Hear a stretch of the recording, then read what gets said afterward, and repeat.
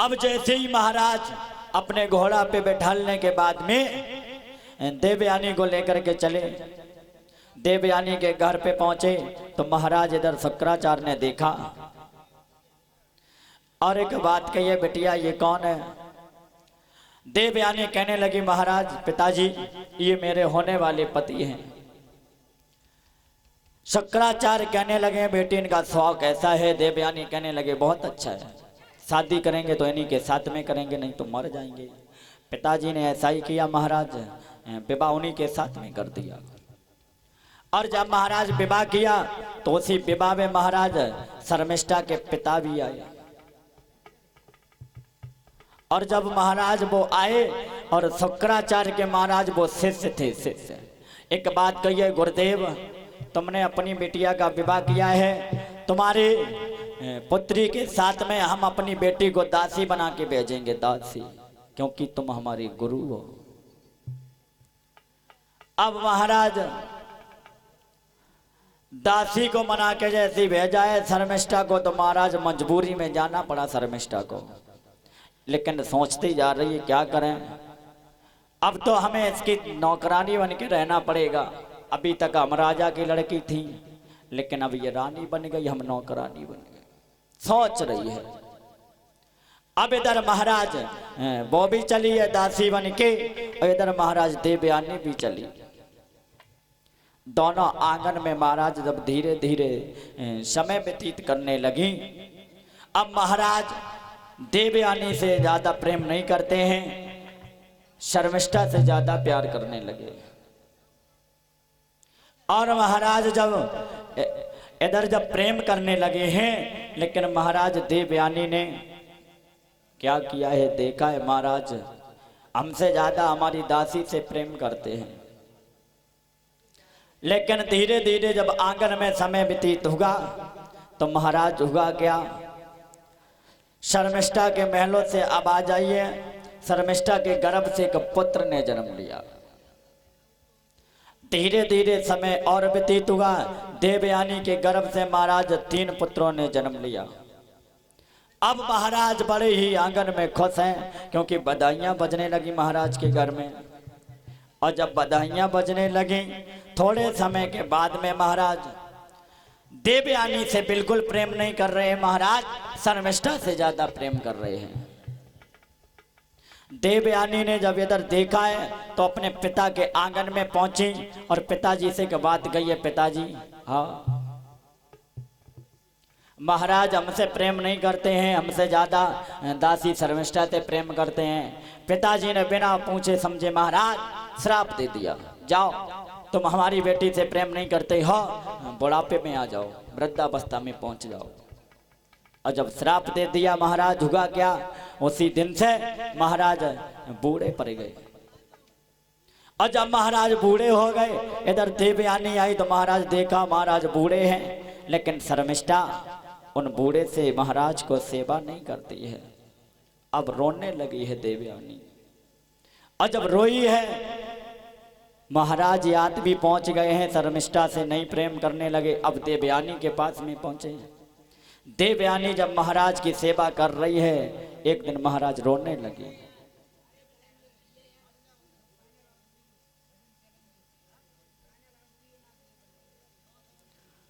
और जब महाराज रोने लगे हैं, इधर अब कहने लगे अब क्या करें भगवान, अब हमने तो ये बहुत गलत किया। लेकिन महाराज अब तो डंडा के बल से चलने लगे हैं, क्योंकि महाराज ध्यान रखना, बुढ़ापे में किसी की पेश नहीं जाती है। बुढ़ापे में महाराज बताया जाता है कि बुद्धि कट जाती है बुढ़ापे में। एक विद्वान ये कहता है महाराज बुढ़ापे में पूजा करो, भजन करो, लेकिन परीक्षित महाराज ध्यान रखना, बुढ़ापे में भजन कर लोगे, बुढ़ापे में महाराज चारपाई से ते उठा नहीं जाता है, भजन कौन करेगा है?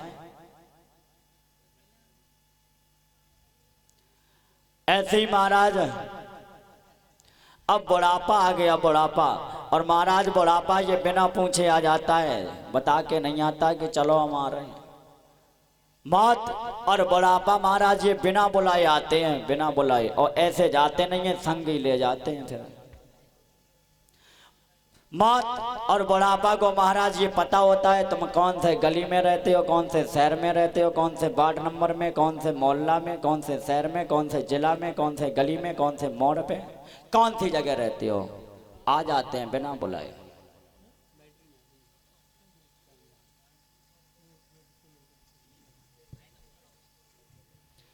और जब महाराज बिना बुलाए आ जाता है ये बुढ़ापा, वही दशा महाराज याद के ऊपर है। बूढ़े हैं बूढ़े।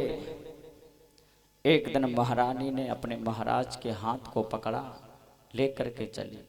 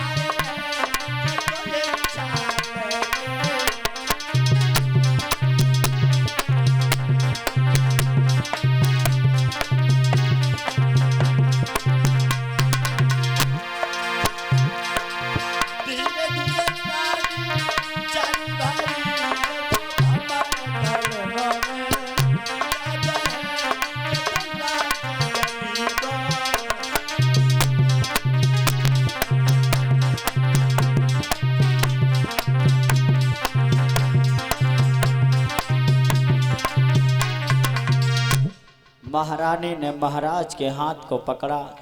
अब महाराज सोंटा के बल से चल रहे हैं। धीरे धीरे धीरे धीरे धीरे धीरे पहुंच गए, शुक्राचार्य के पास में पहुंच गए।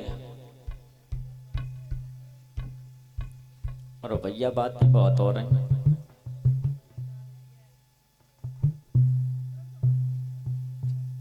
और पीछे माता बहनोमी बातें हो रही हैं। पूछ रही हैं जिज्जी झुमकी कितने की बनी।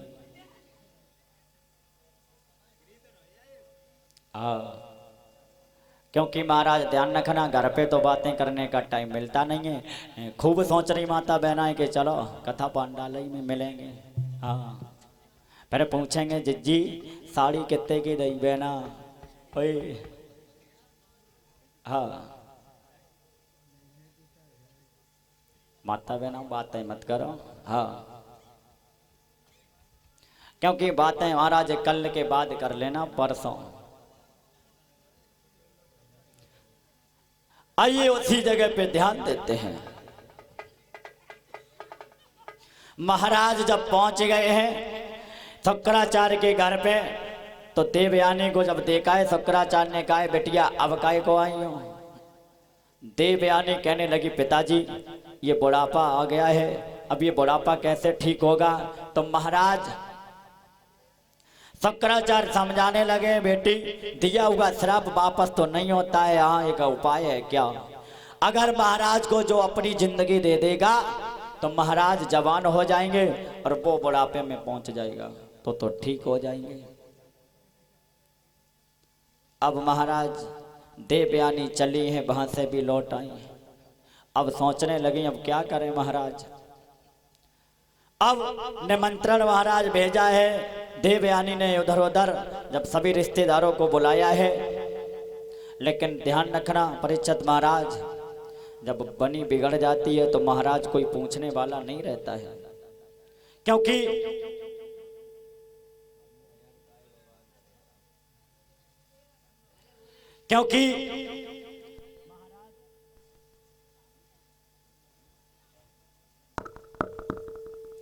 जब महाराज कोई ऊंची पोस्ट पे पहुंच जाए तो महाराज फिर रिश्तेदारी निकालते हैं। हाँ, वो हमारा रिश्तेदार है, वो हमारा ऐसे ऐसे ऐसे ऐसे है। और जब महाराज गरीबी हो तो महाराज कोई पूछने वाला नहीं है इस कलयुग में।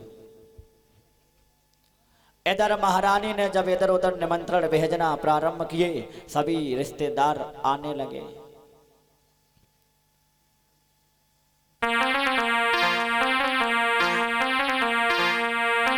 विपता पड़ गई रामचंद्र पे, भाग पड़े थे प्रभु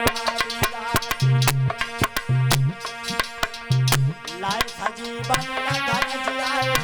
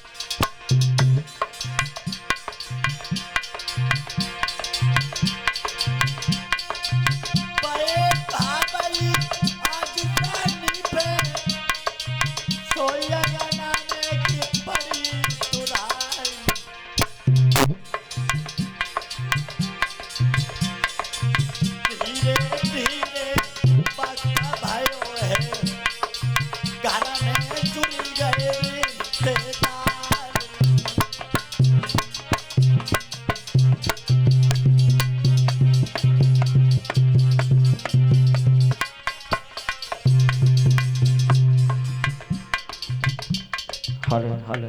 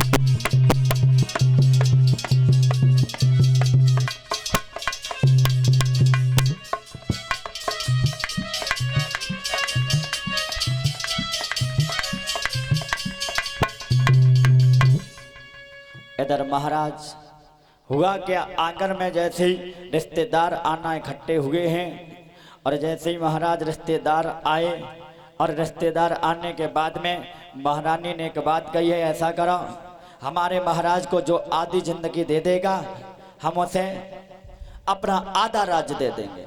कोई तैयार नहीं हुआ, महाराज सब चले गए। तब तक महाराज देवयानी का छोटा लड़का आगे बढ़ा और एक बात कही है, मैया मैं अपनी उम्र देने के लिए तैयार हूं, क्योंकि हमारे पिता जवानी अवस्था में पहुंच जाए। छोटे पुत्र ने महाराज आधी उम्र दे दी और महाराज जवान हो गए।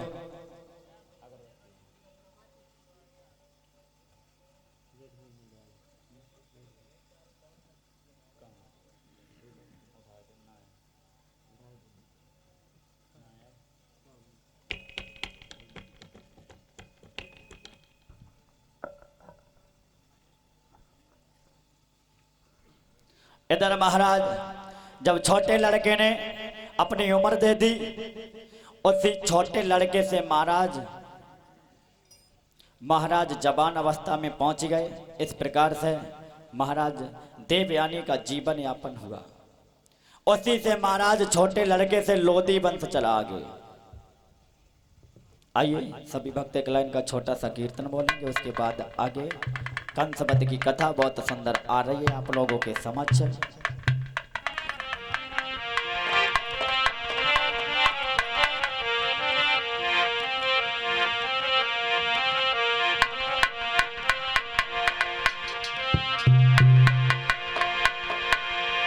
राधा मत करी तनो प्रेम और किसी दिन सपने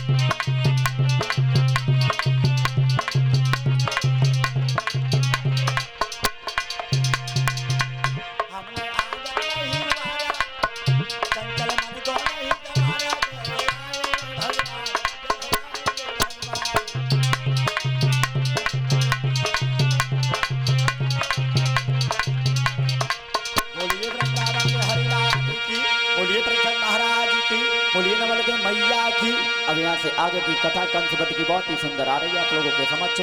बहन जी के मुखारबिंद से श्रवण करेंगे। अपनी बारी को यहीं पे विराम करता हूँ।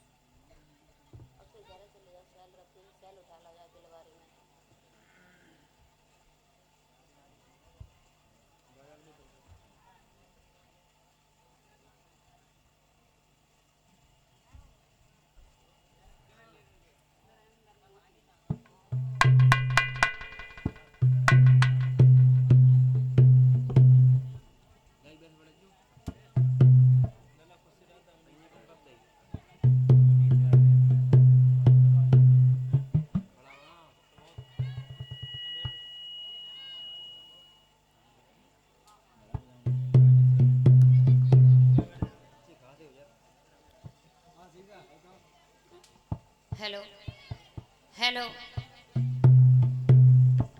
नरेंद्र भैया, यदि हमारी आवाज सुनते हो तो सांड के पास आए, आपकी महान कृपा होगी। नरेंद्र मोदी,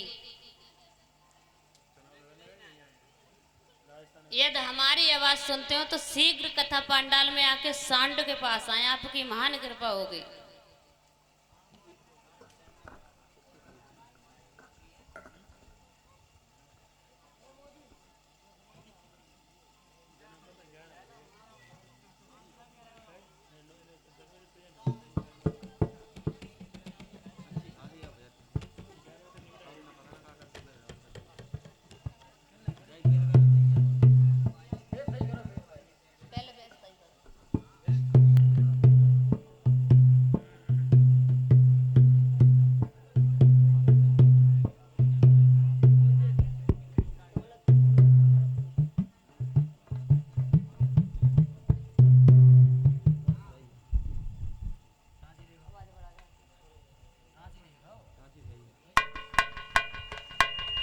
हेलो हेलो राधे श्री राधे, बोलिए भागवत महापुराण की, सरस्वती मैया की।